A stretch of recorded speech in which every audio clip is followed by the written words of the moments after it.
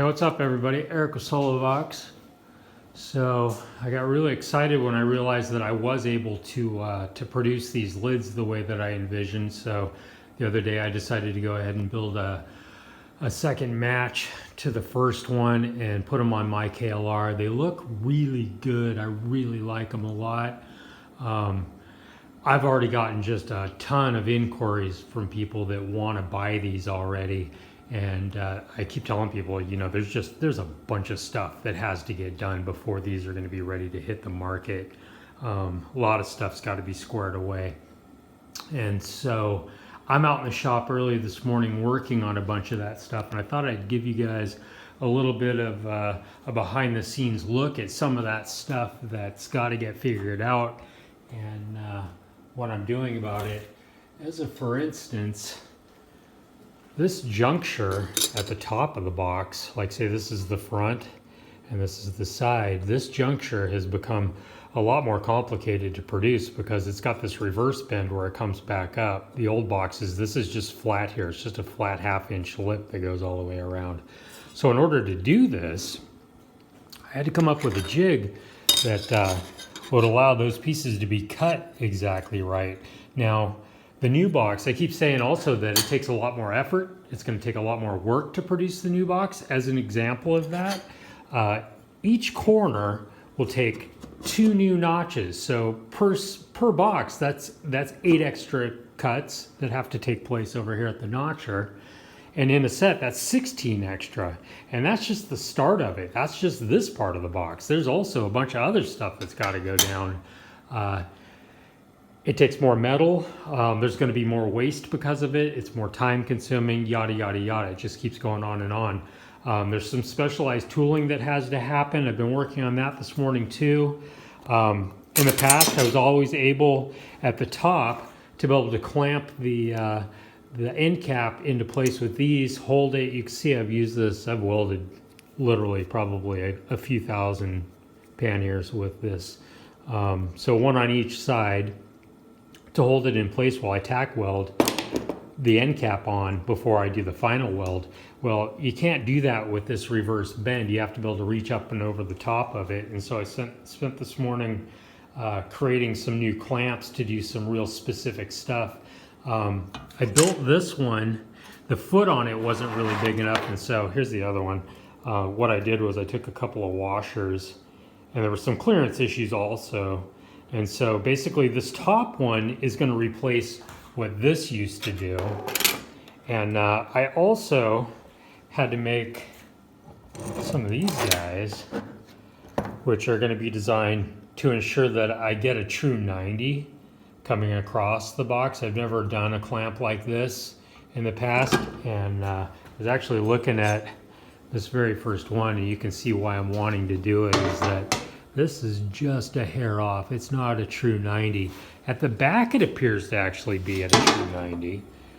But this could have been clamped better. So it's little things like that that I really want to dial in. And so, you know, of course, I had to go with using an actual vice grip to make these. I tried to make them out of this cheap-ass Pittsburgh stuff from the Harbor Freight. They don't open up far enough. So I had to sacrifice a couple of my good vice grip ones this morning. I've only actually got 3 of this particular model, and I just gave up 2 of them. This is actually, these I was able to do with Pittsburgh stuff, so these are super cheap at least. Anyway, yeah, so I wanted to give a little bit of an indication. One other thing that's been on my mind is that, you know, the price on these is definitely going to go way up. I'm probably going to go from $3.99 a set to $4.99, but you're also not only going to get a way better box, but you're also going to get more storage. So in the past, with the current iteration of boxes, you have the choice between a 9-inch wide box like this one or a smaller 8-inch, and a lot of people want to run the 8-inch like on an exhaust side and a 9 on the other. This will now become the smaller box. This will be a 9, and I hope to produce a 10 to go with it. So actually I was looking this morning at, you know, how big would a 10 be? Man, I mean, it's gonna be a lot more storage. That might even actually be too big, I don't know. But even in order to do it, this machine here will have to be modified even further than what it has been. You can see, I try to explain how this works to you guys, but it's kind of complicated. But these pieces need to come in and out because of clearance issues as I'm building up as I'm bending the new lids.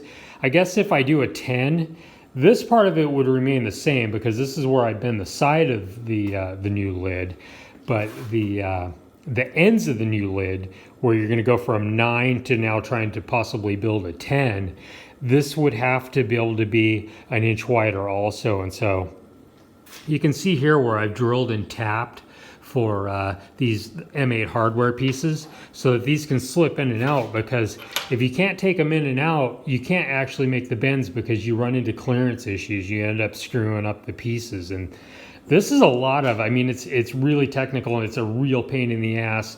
And also another thing with building these is that I run the potential of ruining a lot more metal. Where's that lid that I started out to make the other day? And I got the bend in the wrong order. So, you know, this is garbage.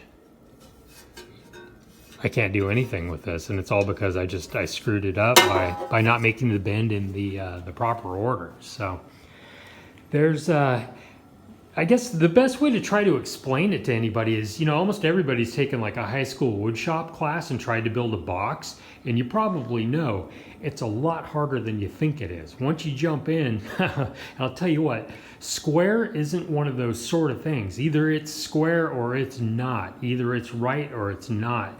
And it's going to be especially apparent if you're building a box. So, I guess my overall point is that, even, you know, I am moving forward on making these, but man, there's a lot of stuff behind the scenes that has to happen in order for that to take place. So I'm out in the shop here working on all of it, and I hope to have these where you guys can order them soon. Oh, another breaking news thing is that I purchased the .com for Go Solo Box yesterday. I'm going to go ahead and add a website. I've never allowed click to purchase with my company. You've always had to call me direct and say hello, and I talk to you and take your order and give you real specialized knowledge or specialized service.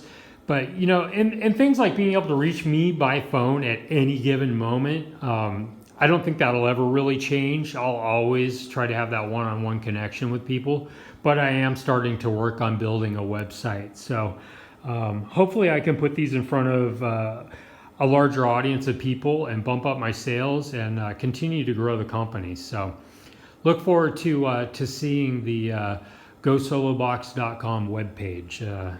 Anyway, I guess there's not that much more going on. I'm going to get back to work, and I will talk to you guys later. Ride safe, everybody.